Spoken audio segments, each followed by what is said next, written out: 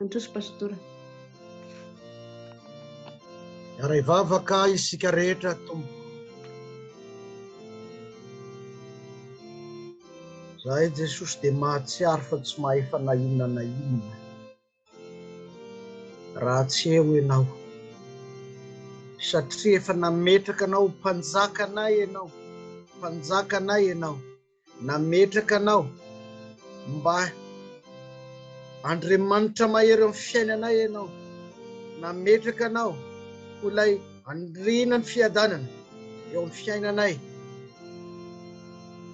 Ka dia misaotra anao fa inoanay marimarina tokoa fa tena avy aminao zao fotoana zao, na dia miparitaka amin'ny toerana samihafa zahay, dia endry fa avorinao miaino ny teninao ankehitriny. Misaotra anao sahady zahay fa miteny aminay tsy tapaka ianao, mampianatra anay ianao, manomana ny fonay ianao, hiatrika marina ny fahatongavanao Jesosy, fahatongavanao amin'izay ankalazana ny Noely, fahatongavanao amin'ny alalan'ny teninao miboboka sy renay isan'andro amin'ny alalan'ny fanompoam-pivavahana, ary indrindra fahatongavanao eny amin'ny raolanitra. Ary zany indrindra ny advento izay taom-piangonana lalovanay ankehitriny. Fa amin'ity ora sy fotoana ity dia miantso anao zahay, mampianarana ianao, ampahafantaro anay ny atao hoe Noely, ary indrindra amin'ny alalan'izao fotoana iarahana amin'ny fifohazana fileovana pari izao, dia atao fotoana igoanay ny mamy avy amin'ny teninao, ary mba tsy fotoana faty antoka tokoa izao, fa fotoana hitenenanao anay ka hanavaozanao ny fanoloran-tenanay indray manoloana ny fiantsoana masina izay niantsonao anay ao anatin'ny fiangonana. Dia atomboka amin'ny anaranao izao fampianarana izao, izao fotoana izao, mba ianao irery ihany no miteny fa levoniny momba ny tenanay, ary tsy izahay no hita, tsy izahay no re, fa ianao Jesosy ilay mpanjaka, Andriamanitra mahery, mahagaga, andrina ny fiadanana, ary ray ny mandrakizay. Amen.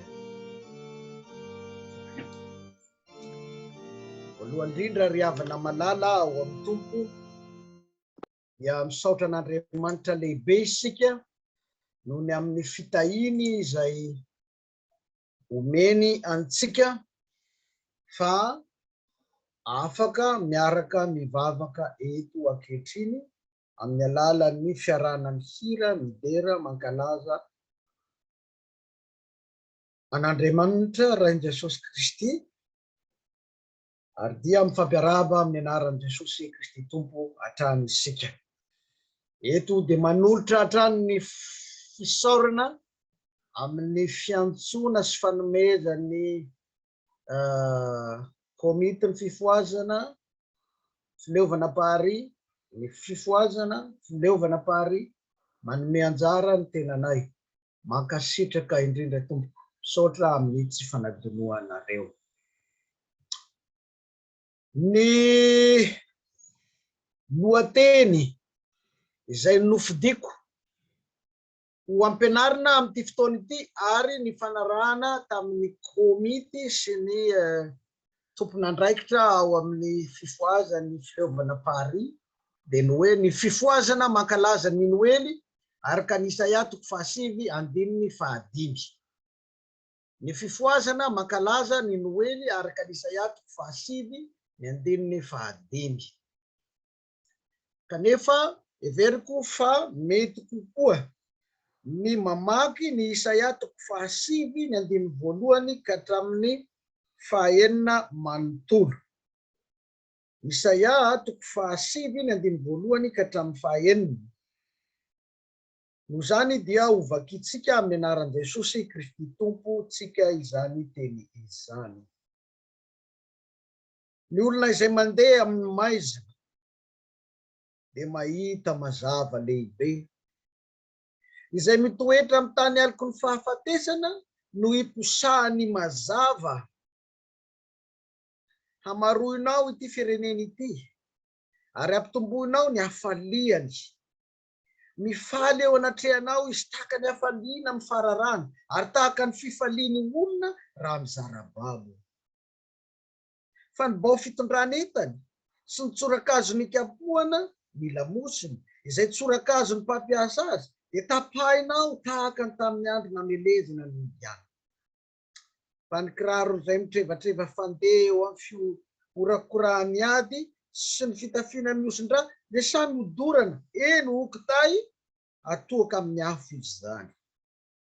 Fa zaza no teraka ho antsika, zazalahy no omena antsika, ary ny fanapahana dia ho antsoriny, ary ny anarany atao hoe mahagaga, mpanolotsaina, Andriamanitra mahery, Ray mandrakizay, Andrina ny fiadanana. Ny androsoan'ny fanapahana sy ny fiadanana dia tsy anapahataperana amin'ny seza fiandrianan'i Davida sy ny fanjakany, mba hampiorenana sy hampitoerana azy amin'ny rara sy nitsiny hatramin'izao ka ho mandrakizay. Ny fahasari-piaron'ny ave tompony maro no atanteraka izany. Teninao zany ray masonao ko manamasinana ny fahamarinana ka ny teninao ny fahamarinana. Amen.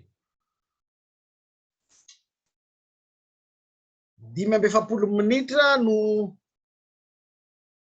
anjarako hanazavana ity lohahevitra ity. Araka ny tondrozotra izay nomena ny tenanay. Ka mba ho fisarihana ny saitsika ty ampiandohana, dia tiako ny ametraka fanontaniana fametraka amin'ny confirmanda mba hahafahan'ny sampana fifohazana manao famerenana kely na manao revision. Ity ilay fanontaniana tokana.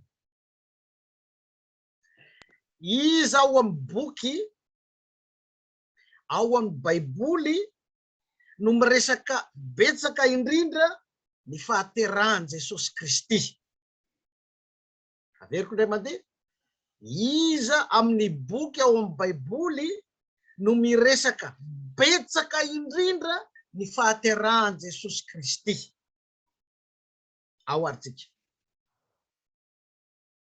Filazantsara ny lioka. Filazantsara ny lioka. Marina. Hita ao amin'ny lioka toko voalohany sy ny toko faharoa manontolo ny tantaran'ny fanomanana indrindra ny fahaterahan Jesosy Kristy. Misaotra n'izay namaly tombo. Izay azo lazaina fa tsy hita ao amin'ny boky hafa mihitsy. Ny filazantsara araka ny Matio no mba miresaka kanefa fo ihany zany raha ampitahana amin'izay lazan'ny lioka. Ary mazava loatra fa tsy mitovy amin'ny fitantaran'ny lioka azy ny fitantaran'ny Matio. Fa izao, na dia hita ao amin'ny baiboly azy, na dia hita ao amin'ny filazantsara araka ny lioka sy Matio azy, izany fahaterahan Jesosy Kristy izany, dia izao tsy hita ao mihitsy kosa ny teny hoe Noely. Sa ve efa nisy nahita ianareo? Raha nisy nahita dia mba omeo toko sy andininy.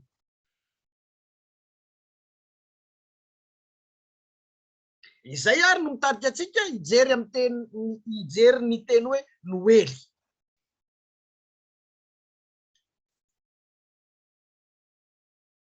Mba nanandrana nijery na nikirakira ny fitenim-pirenena vitsivitsy sy ny voambolana samihafa entin'ny zany firenena izany ilazana ny fahaterahan Jesosy Kristy dia nahita ireto vitsivitsy ireto. Amin'ny fiteny Espaniola dia antsoina hoe Navidad. Ny teny hoe Noely, na ny fahaterahan Jesosy Kristy. Amin'ny teny Italiana dia antsoina hoe Natale.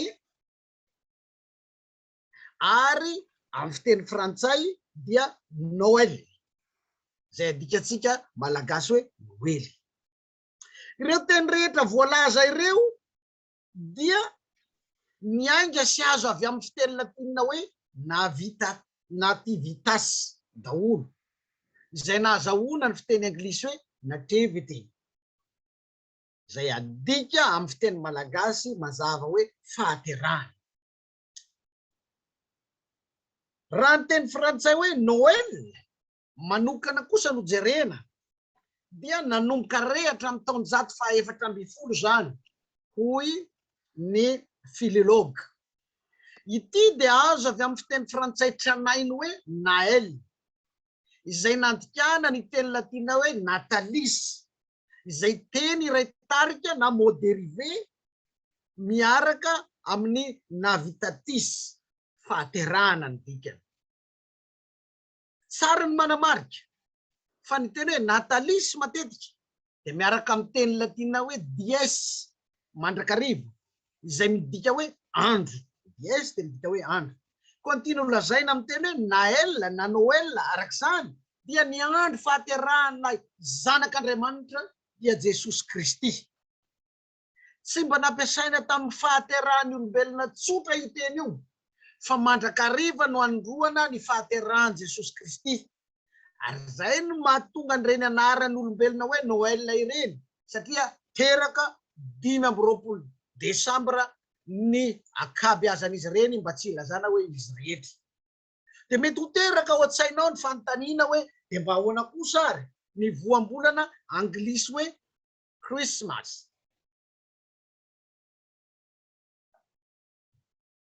Dia ho resantsika kely zany. Ny teny hoe Christmas dia tsy fiteny anglisy hatrany apotony, fa tambateny azo avy amin'ny teny grika sy latina.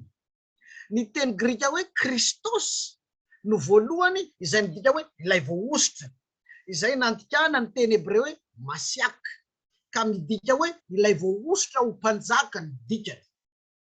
Ny hoe masy kosa Kristos dia ndray masy. Ny masy kosa dia avy amin'ny fiteny latina hoe misa, izay nentina nilazana ny fotoana fankalazana sy ny fizarana ny eukaristia teo amin'ny fiangonana Eglizy Katolika Apostolika Romana na ny fiangonana tandrefana moa no marimarina kokoa, nanomboka tamin'ny taona 140. Everina fa avy amin'izany nahatonga ilay fiteny hoe la messe na fanompoam-pivavahana na sorona masina ny marimarina kokoa, izay amin'ny fomba fijerin'ny Eglizy Katolika Apostolika Romaine mandraka ankehitriny.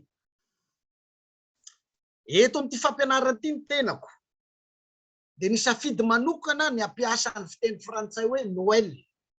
Inona no antony? Noho izao antony telo izao no nahatonga ny tenako nisafidy ny teny hoe Noël. Voalohany, olona mahazo sy miteny frantsay ny akabeazan'ny olona mpisaino amin'izao fotoana izao na ny audience, izay mampiasa ny teny hoe Noël. Faharoa, io no ambaran'ny perikopantsika ao amin'ny fiangonana loteranina malagasy toy hoe andro Noël voalohany, Noël faharoa. Ka tazomitsika izany voambolana izany amin'ny fampianarana ity. Ary ny fahatelo farany no hoe Noël amin'ny fiteny hebreo dia manana dika ara-teolojika manao hoe ny matoteny hoe no dia midika hoe tsy mamela, ary ny el kosa dia midika hoe Andriamanitra. Ny Noël dia azo lazaina hoe tsy mamela antsika ho very Andriamanitra, ka nanome ilay zazalahy teraka ho antsika, nanome ilay mahagaga, nanome ilay mpanolontsaina endry, ary nanome ilay Andriamanitra mahery ray mandrakizay andrena ny fiadanana. Ny fankalazana ny Noely ary arak'izany dia tsy azo lazaina fotsiny hoe fahatsiarovana ny fitsingerena taona nahaterahan Jesosy Kristy, tahaka izay ankalazan'ny mpanota ny fahaterahany, fa tena fiainana sy fanomezana voninahitr'Andriamanitra ray tamin'ny nanorahany zanany hitondra fanavotana, hanome fanafahana ho an'ny mpanota manoloana ny fahafatesana sy ny fangejany devoly, ary indrindra manolotra ny fifaliana vokatra zany eo amin'ny fiainantsika. Ny Noely zany dia tsy hafa fa fidiran'Andriamanitra tanteraka ao amin'ny fiainantsika ho afaka amin'ny fahotana no Jesosy Kristy zanany. Ny Noely dia fiaonany masina amin'ny mpanota, fiaonany marina amin'ny mpanota, fidinany avy any an-danitra ho eto amin'izao tontolo izao. Tsy andro na vanim-potoana miavaka fotsiny zany Noely zany, fa tena andro na vanim-potoana ny fanavotana sy ny famonjena mihitsy. Ambaran'ny mpandinika fiarahamonina maro fa tena fety lehibe eran-tany ny Noely, ary manitona ny sehatra rehetra misy eran'izao tontolo izao. Anisan'izany ohatra ny sehatra ekônomika, ohatra azo tsapain-tanana any USA dia hazo Noely 30 à 35 millions no lafo isan-taona ho fankalazana ny Noely, anaovana décoration sy célébration samihafa no antony. Hazo Noely fotsiny zay mba eritreretintsika ny somme miasa ao anatin'izany, fa mbola eo koa ny fitafiana, eo ny resaka sakafo, eo ny fanomezana samihafa na cadeau. Izany hoe misy somme matanjaka be mihodina ao anatin'ny fankalazana ny fety Noely ankehitriny, ary mazava loatra fa misy tombona bénéfice maro koa ho an'ny sehatra na ny olona mpisehatra amin'izany sehatra amin'ny lafiny ekônomika izany. Misy hery maro lany ao anatin'ny fotoanan'ny Noely, misy fifandraisana na communication matanjaka koa ao anatin'izany. Betsaka ny investissement atao sy ezahana atao ao anatin'ny fotoana lehibe io. Raha metraka fanontaniana aminao na metraka fanontaniana amintsika, inona dikan'izany amintsika? Araka ny fahatsapako azy sy ny fahafantarako azy dia izao ny valiny.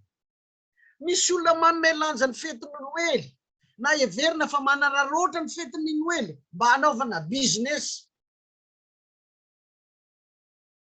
Andao hiverina kely any Madagasikara aloha isika, sady mba hivazivazy kely. Afaka mamelona micro indray isika, satria mila valiteny avy amintsika ity fanontaniana ity. Inona ny vidin'ny zavatra misongadina matetika rehefa hoe tonga ny Noely? Tsy maintsy miakatra ny vidin'izay zavatra izay rehefa tonga ny Noely,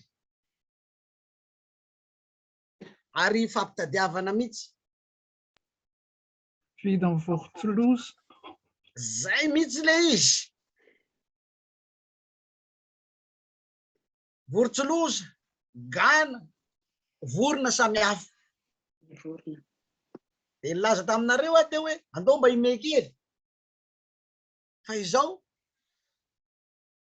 misy mihitsy aza hono manofa gisa, voronsoloza, gana amin'ny fotoana io, tsy hoanina fa ho faina fotsiny mba apetraka ao an-trano mba hoeny io fa nahavidy voronsoloza ny ato atsimo na ny ato avaratra na ny ao andrefa na ny ao atsinana.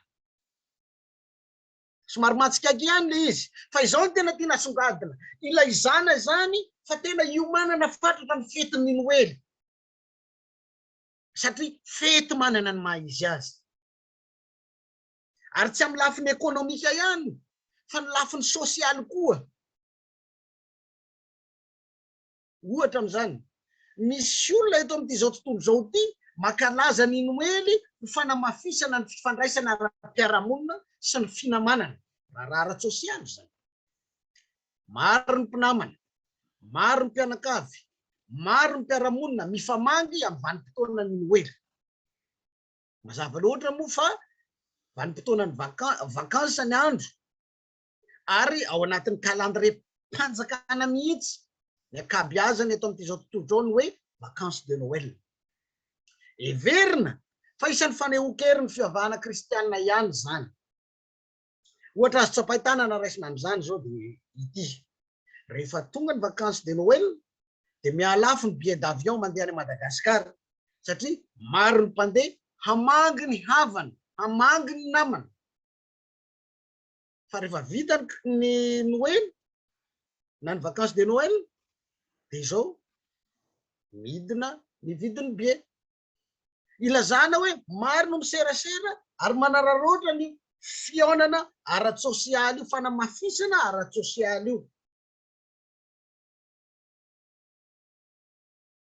Izany no mahatonga ny mpandinika sasany milaza fa sady fety ara-pivavahana ny Noely no fety ara-kolotsaina koa, fety ara-pivavahana, satria ny kristianina dia mankalaza fatratra izany no ny fahaterahan'i Jesosy Kristy na ny fahaterahan'ny mpamonjy, na koa hoe tonga ilay Mesia, tonga ilay mpanjaka ny mpanjaka, tonga ilay zazalahy nampanantenaina. Fa fety ara-kolotsaina kosa, indrindra ty Eropa, zay hita fa tsy mifototra amin'ny Jesosy Kristy intsony zany, fa miopana amin'ny fomba amam-panao ny olombelona. Fomba amam-panao tiana olazana eto dia ny hoe fety tsy misy Jesosy Kristy.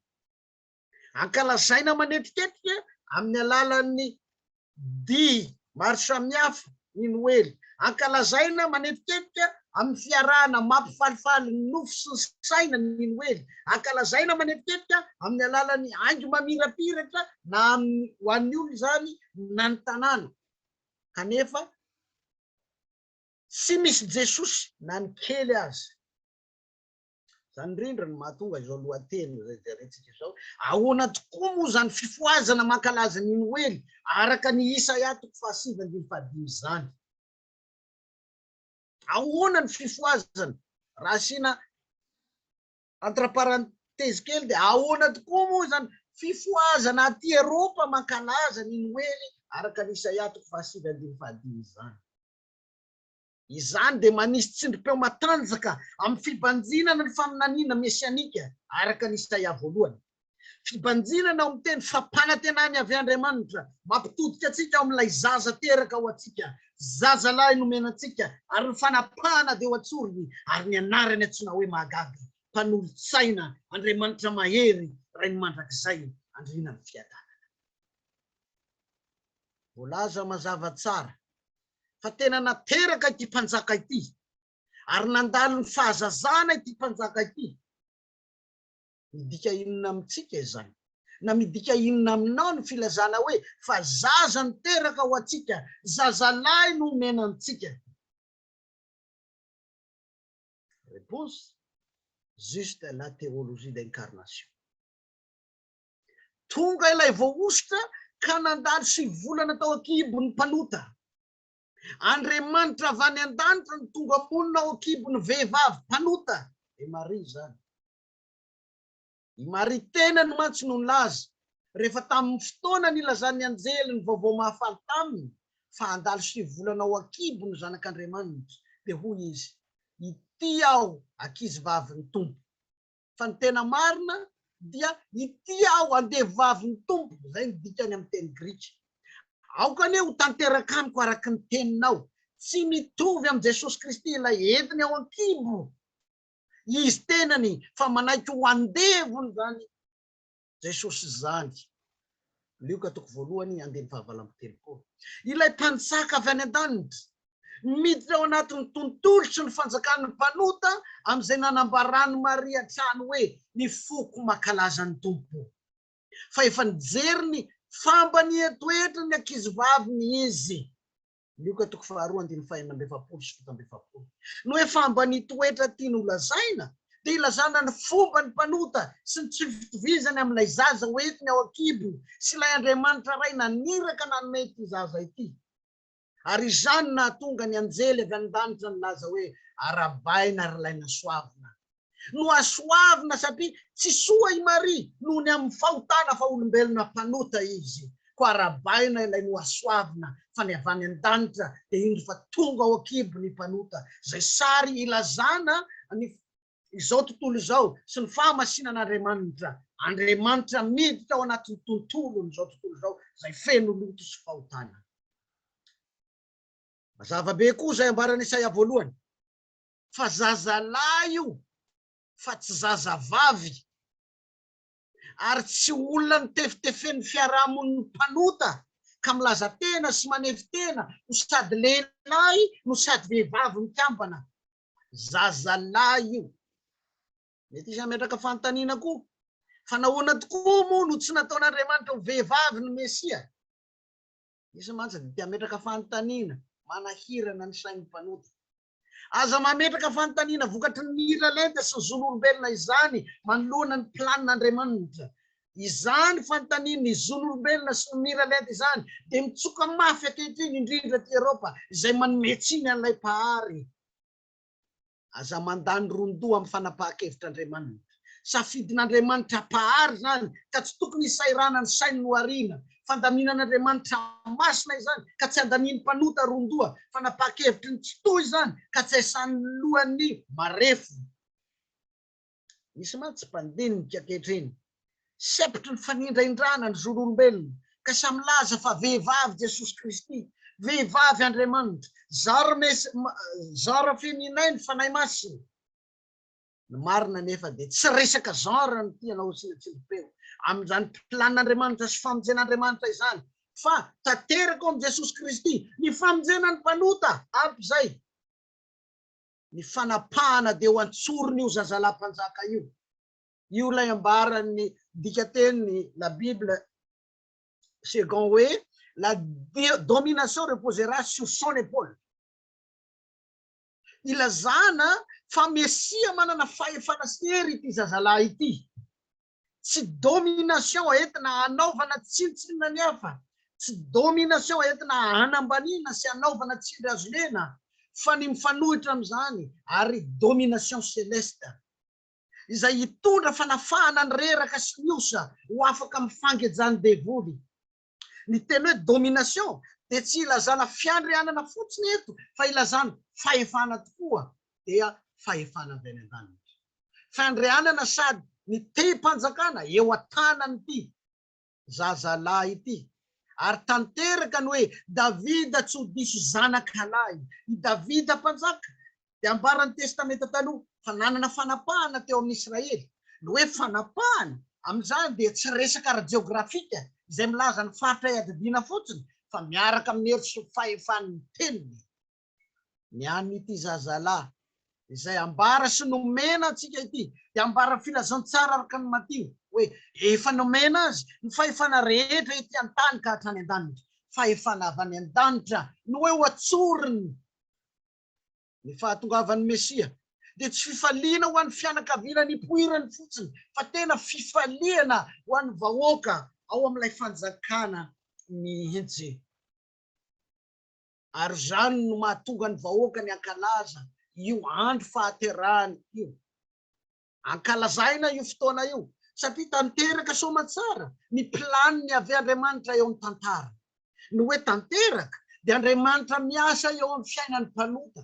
Ny hoe tanteraka dia izao tsy teny fona ny tenin'Andriamanitra, fa tonga miaraka amin'ny heriny sy ny fahefany manaisitra ny herin'ny fahotana ao anatintsika. Ny hoe tanteraka dia mitondra vaovao mahafaly ho antsika Andriamanitra ao amin'ilay Mesia, ao amin'ilay zazalahy na Jesosy Kristy izany. Ity Mesia lazaina eto ity dia ilay Mesia no lazaina sy rentsika tamin'ny alahady ny advento. Ino fa mahatadidy tsara ianareo.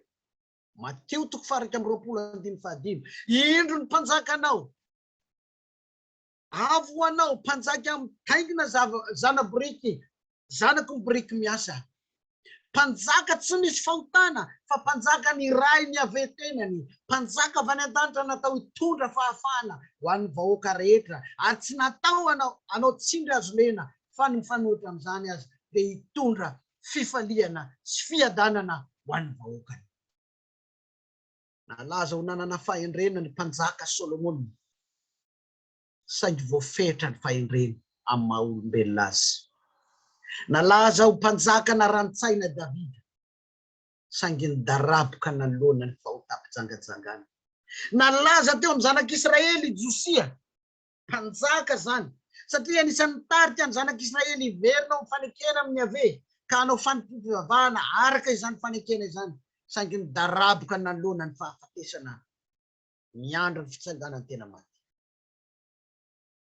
Ny anarana voalaza hoe mahagaga, mpanolotsaina na mpanolotsaina endry, Andriamanitra mahery, ray mandrakizay, andrina ny fiadanana. Ireo dia mampiariary sy manasongadina ny misiona sy ny fiainan'i Jesosy Kristy tompo manontolo. Indrindra fa izy teo ambony hazo fijaliana izay niantonan'i Jesosy sy nandreseny ny fasana tao anatin'ny fasana ary namakina ny vatopasana. Mahagaga hoe, mahagaga ity zazalahy ity, mahagaga tokoa no anarany, satria mpanjaka kanefa avy any an-tranombony ny vatanany, toerana feno loto, sy mendrika ny mahampanjaka kanefa dia izany no planin'Andriamanitra. Mahagaga hoe, mahagaga satria mpanjaka kanefa vao ositra ho faty ho viraviran'ny jiolay kanefa dia Andriamanitra tokoa. Mpanjaka tsy toloran-tsaina fa ny sainan'Andriamanitra no ao aminy ary izany no mampanolotsaina endry azy. Mpanolotsaina ny mpanota ao amin'ny alalan'ny teniny arak'izay nambarany teo amin'ny azo fijaliana manao hoe mamelany heliny hoe fa tsy fatany izay ataony. Andriamanitra mahery satria ny fahavalo mampivarahotsana dia ny fahafatesana no indro no reseny ary na ny varavaram-pasana dia novakiny. Nanehoany heriny amazanak'Andriamanitra azy. Izy no rainy mandrakizay sady santatra izay nodimandry mba hananany rehetra fiadanana ary izay rehetra mirafitra aminy dia indro koa fa handresy ny fahafatesana ary velona mandrakizay satria izy ilay rainy mandrakizay. Tsy hafa izany fa mifandray amin'ilay teny hoe izy ilay alfa sy omega. Izy no fiandohana sy ny fiafarana. Izy no voalohany sy farany. Raha lazaina amin'ny teny hafa dia Jesosy Kristy no fiainana mandrakizay. Noho ny anarany dia mitsahatra ny ady. Noho ny anarany dia indro fa manana fiadanana izay rehetra mino azy. Asa raha mba efa nisy naheno amin'ity tantara ity ary inoako fa be ny naheno. Tamin'ny ady lehibe faharoa ambaran'ny mpanao tantara. Rehefa tonga ny Noely dia samy mitsahatra ny mpiady na ny mpifanandrina. Samy mitsahatra ny miaramila mpiady. Satria maninona? Tonga ny Noely. Tonga ilay andrina ny fiadanana. Samy mangina ny basy sy ny tafony. Satria tonga ilay andrina ny fiadanana. Akalaizana ilay andrina ny fiadanana dia tsy iza fa Jesosy Kristy. Ary fantany tamin'izany fa tsy mahasoa ny ady kanefa natao. Ny mpandinika sasany dia namiraviana fa ikoroso mpanjaka ny Babilôna no nolazany Isaia voalohany amin'ity faminaniana misainita ity. Satria izy no nanafaka ny jiosy niala avy any Babilôna ary nampiverina azy ho any Jerusalema. Tamin'ny alalan'ilay antsoina hoe Edit de Kyros, izay nanaovana fanambarana be mazo fa mahazo mody any Jerusalema ny jiosy na hoe mody amin'ny tany ny jiosy. Tombatomban' izany azo antoka fa nitondra fifaliana tokoa izany fahafahan'ny jiosy izany teo amin'ny tantarany. Saingy azo antoka koa fa tsy nitondra ny fifaliany lanitra izany. Nanagaga zay Kirosy satria mpanjaka ny firenena jentilisa no manome fahafahana ho an'ny jiosy dia izao manoatra lavitra noho izany no mahagaga an' Jesosy Kristy satria mpanjaka afaka nanangana ny maty sady nandresy ny fahafatesana. Tsy vitan'ny Kirosy izany. Mety azo heverina fa mpamonolotsaina koa izy amin'izay nanomeza ny fahafahana ny jiosy saingy tadidio fa voafetra ny herin'ny saina. Mety andrian'ny fiadanana izy satria namela malalaka ny jiosy hivavaka amin'ny ave kanefa izy tena dia tsy voalaza fa nino ny ave fa indrindra mazava fa olombelona izy fa tsy Andriamanitra mahery. Saingy izao no miariary sy nisy mpanjaka niatona teo ambony azo fijaliana afa-tsy Jesosy Kristy irery ary. Izany no mahamahagaga azy. Izany no maha-Andriamanitra mahery azy. Tsy misy mpanjaka nandresy ny fahafatesana afa-tsy Jesosy Kristy ary tsy misy nadatsaka ny rany afa-tsy Jesosy Kristy. Sy Kirosy velively no nilaza ny fiadanana tamin'ny mpianatra rehefa nitsangana tamin'ny maty izy fa Jesosy Kristy no indro nilaza tsy tapaka tamin'ny mpianatra rehefa tonga ny alahady maraina ny teny ho aminareo an'iny fiadanana. Tsy Kirosy no avy any an-danitra izay nomena ny fahefana rehetra etỳ an-danitra sy etỳ an-tany sy hatrany an-danitra fa Jesosy Kristy tompo irery ihany no tompony izany sy nomenany izany. Koa raha mankalaza ny Noely isika fifohazana dia izao no mazava. Tsy amin'ny zavatra ivelany no ifatohana fa amin'ny foto-javatra inona moa ny zavatra ivelany. Ny fanararotana ara-ekônomika, ny fampiaingona sy ny fampiratiana izay natao hampifaly ny saina na anatin'ny trano zany na ivelany. Tsy ao ny sakafo mivangongo, tsy ao amin'ny fampisehoana ny fanomezana samihafa, fa amin'ny fomba ahoana kosa amin'izay fatohana ao amin'ilay mpanjaka mahagaga de Jesosy Kristy, ilay mpanolotsaina endry, Andriamanitra mahery, rainy mandrakizay, andrina ny fiadanana. Io ny fankalazana ny Noely. Amin'izany ny fankalazana rehetra dia ahitana taratra fa Jesosy Kristy no ivo ny fankalazana manontolo, ary izany ny tena Noely. So misy mandray maika indray anefa ka ilaza hoe tsy azo atao ny miasa, tsy azo atao ny mitady vola mandritra ny vanim-potoana ny Noely. Tsia diskora izay no fandraisana azy. Ary tsy ampianarin'ny Baiboly zany. Ny Baiboly aza dia mampirisika fatratra ny kristianina manao hoe ny atsembohan'ny tavanao ny hinananao. Apôstôly Paul dia nilaza izay tsy miasa aoka tsy hinana. Tesaloniana 1:4.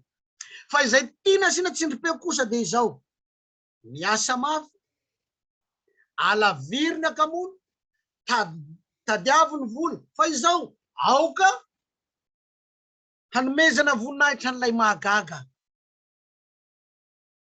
Izany rehetrarehetra zany. So misy koa ilaza fa tsy ilaina ny fanamafisana ny fiainana ara-tsosialy, tsy ilaina ny famangina amin'ny fianakaviana, tsy ilaina ny famangina amin'ny namana. Izy koa zay. Soratra masina dia mampirisika fa ataovy izay havanana amin'ny olona rehetra, ary mariky ny fifandraisana amin'ilay andriana izao. Ao koa ilay andriana ny fiadanana no antsaka amin'izany famangina izany. Raha vo tsy izy no avelantsika anjaka sy ivo ny famangina dia mazava ho azy fa fifankahalana sy fampialonana vokany. Anisany anankiray fitoriana filazantsara velona sy filazana miharihary ho hitan'izao tontolo izao ny fomba ny mpiandry, ny fomba ny fiangonana Loterana malagasy, indrindra ny mpiandry sy ny mpiomana rehefa mamangy kristianina sy ny namany izy dia izao. Tonga ao an-trano dia izao ny tena: aoka hivavaka isika. Atsoina ilay andriana ny fiadanana mba ho lay tompony fiadanana no anatrika izany famangina izany, ka ho lavitry ny fahotana, ary tsy izay sain'olombelona no anatrika ny famangina sy ny fampiarabana sy ny fiaonana, fa ilay Jesosy Kristy ilay mpanjaka tokoa. So misy diso fandray koa ka hoe tsy ilaina no mitafy tsara, tsy ilaina no misakafo, tsy ilaina ny fanomezana sy ny fanolorana kadô amin'ny vanim-potoana ny Noely. Sia, tsy izay no tiana asiana tsindrim-peo. Raha izay no fandraisana azy dia eto no anotsinanao. Aza donoina fa Jesosy Kristy dia fanomezana avy any an-danitra, arak'izay ambarany Jaona 3:5 hoe fa toy izao ny tiavan'Andriamanitra izao tontolo izao, nomen'Andriamanitra ny zanan'ilay tokana mba tsy ho very izay rehetra mino azy fanana fiainana mandrakizay. Fotoana ny fanomezana tokoa ny Noely. Ary na ny malagasy aza mba nilaza hoe ifitiny famaly mahatsara fihavanana. Soratra masina zany. Saingy izao, aoka ny tenin'ilay Andriamanitra mahery no antsaka betsaka amin'ny fanomezana rehetra atao. Tsaroako ny tantaran'ny Nenilava. Rehefa namangy voalohany tao amin'ny fiangonana Loterana malagasy tao Ambatovinaky izy tamin'ny taona 1970. Nitory-teny tao izy, nanao asa sy fampaherezana izy, niaraka tamin'ny mpiara-miasa taminy. Ary rehefa nirava ny fiangonana dia izao no natao: nomeny hira tsirairay avy tao amin'ny firana FFPM sy tenin'Andriamanitra daholo ny kristianina izay avy nanatrika an'izany fotoana izany. Anisan'ny nahaliana ny olona tamin'ny Nenilava izany fanomezana ny tenin'Andriamanitra izany, ary fomba niasany Jesosy Kristy taminy koa. Ary hitako fa maro ny mpiandry manao an'io, tsy misaraka amin'ny tenin'Andriamanitra, vo mifoha maraina dia tenin'Andriamanitra, mizarana izany amin'ny namana, amin'ny alalan'ny WhatsApp, amin'ny alalan'ny Facebook. Fomba tsara izany satria mariky ny fiainana ao amin'ilay Jesosy Kristy mpanjaka izany. tsy mahita mivatana an Jesosy Kristy izany ianao ankehitriny. Fa ao amin'ny teny no andraisana azy. Koa raha hanolatra fanomezana ao koa fanomezana araka ny tenin'Andriamanitra, tsy mampirisika ny olona ity ny tenin'Andriamanitra no omeny. Dia no miresaka fanomezana dia tiako no misarika ny saitsika ry havana. Andao hiverina kely any Madagasikara indray isika. Ametraka fanontaniana aho, mety sarotsarotra fa tsy manino.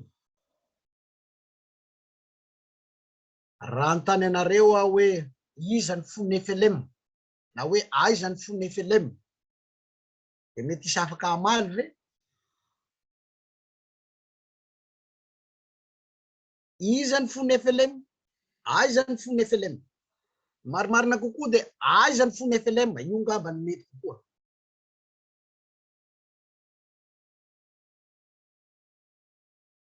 Tenin'Andriamanitra.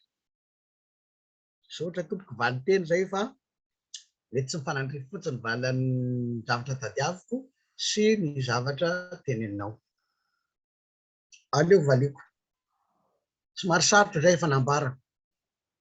Ny fo Nefelem raha ambara aiza ny fo Nefelem? Dia ny fo Nefelem dia any amin'ny STPL sy ny salta. Salta any Fianaratsoa, ny STPL misy 4 any Madagasikara. Satria ny mahafo Nefelem azy dia ao no amolavolana ny pastora sy ny katekista ho tonga mpitory ny filazantsara manerana ny saha Nefelem. Nandalovako tao na tany amin'ny STPL na tany amin'ny salta. Nandalovan'ireo olona, saika nandalovan'ireo olona tonga pastora maro zany toerana zany. Fanontaniana mba apetrako aminareo, mba efa nisy ny hevitra ve isika ny hanolotra fanomezana ho an'ireo mpianatra na tompona andraikitra ao na ho an'izany toerana izany. Noely ny andro, fotoana ny fanomezana. Tsy ho an'ny pastora efa vita ordinationa ka na vita fiofanana ny tiana lazaina eto, fa ho an'ny fo Nefelem, ho an'ny mpianatra sy ny mpampianatra ao. Mety mba ho tonga saina ihany ianareo raha ilazako hoe natrehany masoko, hitako fa misy mpianatra ao manatrika ny Noely fa tena rano mafana no trotroiny, dia vita. Satria tsy manana fahafahomanao an'izany izy. Mba efa noheverintsika na noheverinao ve ny hanolotra fanomezana ho azy reny? Akory ny hafalian'ireo mpianatra ireo raha toa ka mba manome ho azy isika amin'ny taona ity na amin'ny taona ho avy na amin'ny fotoana izay mampety azy. Ho pirofo ny tolotsaina omen'Andriamanitra atsika, ho pirofo azo sapaitanana fa miasa amintsika ny tenin'Andriamanitra satria fotoana ny fanomezana izao. Eto am-pamaranana, raha lazaina ny hoe fifohazana mankalaza ny Noely, dia tsy hoe fanaovana fankalazana amin'ny alalan'ny firana, tsy fanaovana tsenjery ao anatin'ny adin-droana kely fotsiny ihany, fa tena fanehoana ny fahavelomana sy fiainana miombona tanteraka amin'ilay mahagaga mihitsy. Manaiky itaria ilay mpanolotsaina eny amin'ny fotoana rehetra, manaiky anjakana ilay andrian'ny fiadanana, sy ao atokantrano ihany, fa misehatra rehetra izay misy antsika. Vita batisa, miompi-piainana amin'ilay Andriamanitra mahery ny fifohazana. No hoe mankalaza dia tsy mihira mivava fotsiny na mivetsovetso ao am-po, fa tena manaiky anjakan'ny tenin'ilay mpanjaka voaositra izay mitondra ny fahotantsika mihitsy. Fiainana amin'i Jesosy Kristy ny Noely ry havana, ka mametraka ny fanontaniana mandrakariva hoe araka ny sitrapo sy ny teniny va na ny tenin'ilay mpanjakako va izao ataoko izao. Noho izany aza velan-dalo fotsiny ny Noely 220 fa ataovy miavaka tokoa na mifiainana miaraka amin'ilay zazalahy nomenantsika.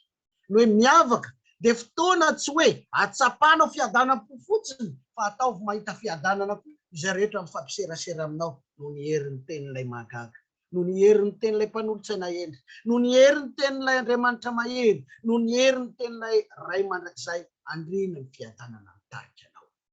Izany no mampitombo ny fifaliako sy ny fifalianao, eny ny fifalian'izao tontolo izao, araka izay voalaza ny Isaia mpaminany, satria mifaly eo anatin'ilay mpanjaka tahaka ny hafaliana amin'ny fararana ary tahaka amin'ny fifalian'ny olona mizara babo raha izany tenin'Andriamanitra izany no lonaka ao anatiny fotsiny.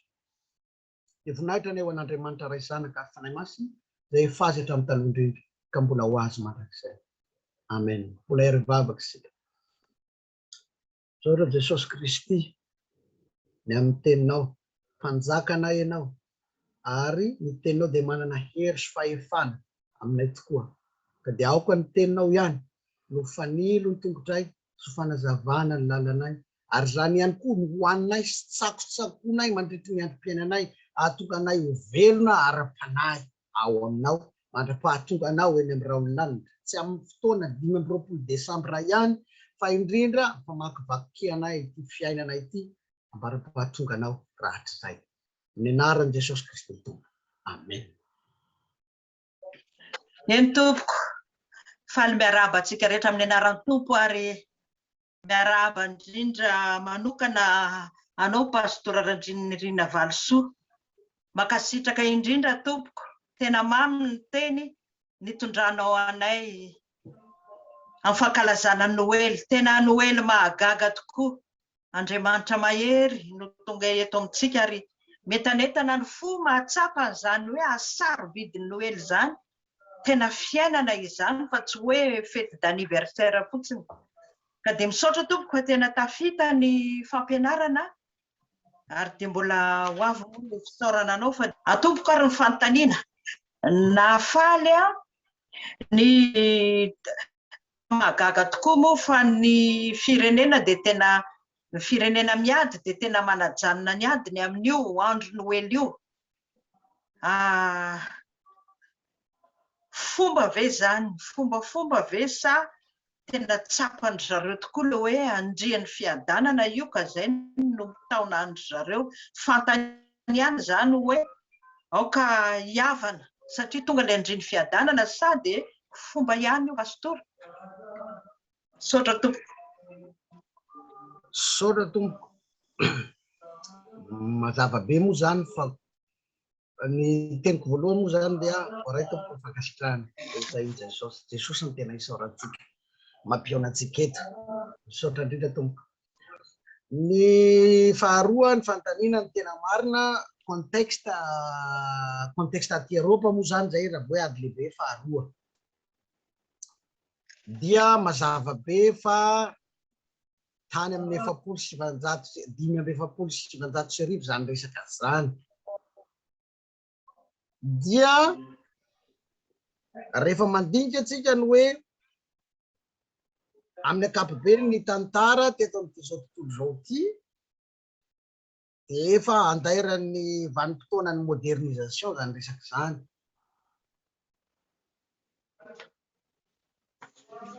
Dia efa misy fiovana mihitsy ny fisainan'ny Europeanina tamin'izany fotoana zany, tsy ohatran'ny tamin'ny fotoana hoe ohatra tamin'ny réformation zao mbola matanjaka be ny fiovana kristiana. Amin'izany fotoana zany dia efa azo lazaina hoe efa tonga kolotsaina izy amin'izay fotoana zay.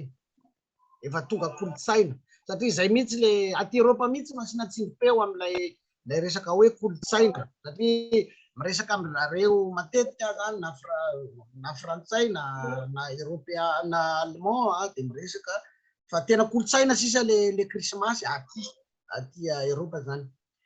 Ka raha zany vanim-potoana zany no alaisika tombatombana dia efa tsy tena finoana izay fa le kolotsaina no manosika andrareo hoe satria krismasy dia mangina. Kanefa kosa tsara ny manamarika fa tamin'ny ady lehibe faharoa zao nisy tantara manao hoe nisy miaramila ny ady dia natanjaka be izy. Rehefa natanjaka be izy dia nanontaniana hoe ina mampatanjaka anao, dia nisy fotom-pianarana kely tany am-paosiny. Ty fotom-pianarana kely ty mampatanjaka, fotom-pianarana kely soratany Dr Martin Luther. Zany hoe misy miaramila kristianina tamin'ny ady lehibe faharoa ihany io. Zay tiako lazaina dia hoe eo tokoa ilay kolotsaina fa misy zay tena mbola mifatika tsara ny fihavanana kristianina. Raha atao zany pourcentage amalina azy satria fanontaniana global be tsy hoe global moa zany fa fanontaniana manidikidika sangy tsy afaka ame valiteny tena hoe exact amizay dia izao no maro anisa dia mandray ny krismasy raha io valim-potoana io no jerena étude contextuelle dia efa kolotsaina izy tamin'ny valim-potoana io saingy na izany jaly dia misy ireo mbola mifatika tsara hoe Jesosy Kristy no andrian'ny fiadanana. Na dia tsy ho izy rehetra azy dia azo antoka fa misy kristianina miaramila ompirofo ara-tantara zany zay ka amin'ny ankapobeny dia tsy dia tena finoana no mametraka an'izay fa hoe ao ny Noely ny Noely zay fa nisy kosa nefa ny mino hoe Noely zao atao ampanginina aloha ny ady dia mangina noho izay tsy dia tena Noely fa dia hoe nono maha-Noely kolotsaina azy dia mangina. Fa zay tiako asiana tsindrim-peo kosa nefa dia hoe misy nahatsiaro hoe na dia Noely aza dia tokony hitsahatra rehefa Noely dia tokony hitsahatra ny ady. Misy nahatsiaro an'izay. Sotra tompo. Sotra pastora, sotra tompoko fa mazava. Sotra tompo. Sotra tompoko, sotra indrindra pastora, sotra indrindra tompoko Jesosy anafiry anao sy ny ankonanao.